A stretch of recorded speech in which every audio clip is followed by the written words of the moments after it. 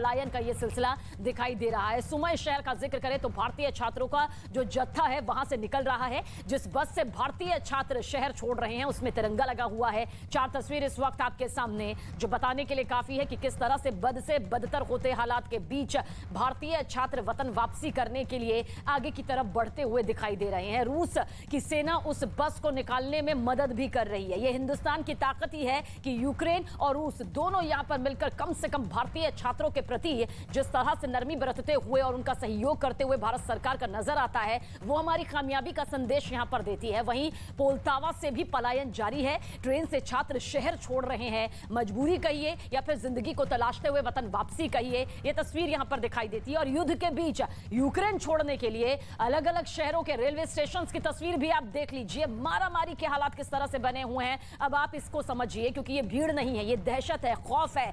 दर्दनाक तस्वीर यहां से सामने आती है जब अपना बसा बसाया संसार छोड़कर यहां से लोग जाने को मजबूर है। शरणार्थी के तौर पर पड़ोसी देशों में शरण यहां पर तलाशते हुए नजर आते हैं। जब यूक्रेन के नागरिकों ने रूस के हमलों में कोई कमी नहीं आती देखी तो उन्होंने अपनी जान बचाने के लिए बड़ी संख्या में वहां दूसरे पड़ोसी देशों की तरफ कुछ इस तरह से रुख कर लिया है। और इस वक्त की बड़ी खबर आप तक पहुंचा देते हैं। महायुद्ध ब्रेकिंग के जरिए आप तक पहुंचा दे। कीव के पास के इलाकों में भी हमले जारी है। रूस के हमले में कई इमारतें जो हैं अब तक तबाह हो चुकी हैं। तबाही का यह सिलसिला अब भी जारी है। लोगों को जान बचाने के लिए बंकर में जाने के लिए कहा है, लेकिन जग जाहिर है यह सच कि बंकर भी उस हद तक नहीं है। बंकरों की भी कितनी बड़ी कमी यहां पर है। यूक्रेन और रूस के बीच जो युद्ध जारी है उसका 14वां दिन आज है। कीव पर कब्जा करने पर रूस जो है वो आमादा है। रूसी सैनिक लगातार आगे बढ़ रहे हैं। लाखों सैनिकों ने कीव को घेरा हुआ है। हालांकि यूक्रेन की अपनी रणनीति है जिसके तहत अब तक कीव पर कब्जा पूरी तरह से नहीं हो पाया है, लेकिन कीव के पास के इलाकों में किस तरह से यह तबाही दिखाई दे रही है उसकी तस्वीर इस वक्त आपके सामने है। रूस साफ कह चुका है 4 शर्तों को मान लीजिए, हम युद्ध विराम कर देंगे, युद्ध बंदी कर देंगे, युद्ध फौरन रोक दिया जाएगा। यूक्रेन कह चुका है कि हम पीछे नहीं हटेंगे, इसी तरह से मुंह तोड़ जवाब देंगे। ज़ेलेंस्की कल भी सामने आए, उन्होंने अपनी बात रखते हुए साफ कहा कि मैं कीव में हूं और इसी तरह से यहां पर तब तक रहूंगा जब तक कि यह पूरा युद्ध जो है मैं दोबारा से अपने शहरों को बसा नहीं देता हूं। रूस से भी बेहतर तरीके से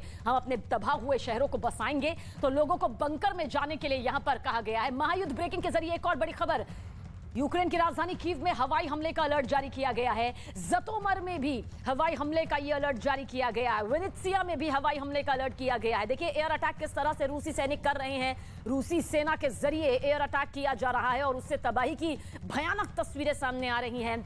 आग के गोले गोले जो है वो किस तरह से यूक्रेन के बड़े बड़े शहरों के चप्पे चप्पे पर दिखाई दे रहे हैं, उसकी हर तस्वीर यहां सामने आ रही है, जिसमें लोगों को एक तरफ बंकर में जाने के लिए कहा गया है ताकि वो अपनी जिंदगी बचा सकें, तो दूसरी तरफ कीव, जतोमर, विनित्सिया में हवाई हमले यानी कि एयर अटैक का अलर्ट जारी किया गया है। रूसी हमले 14वें दिन और भी तेज यहां पर हो गए हैं। 13वें दिन किस तरह से ये हमले भयानक तरीके से सामने आए थे उसकी तस्वीरें कल आप तक पहुंचाई थी और अभी भी यही तस्वीरें सामने आ रही हैं जहां पर एयर अटैक जो है रूसी सेना के जरिए किया जा रहा है और ये हमले और ज्यादा तेज हो सकते हैं।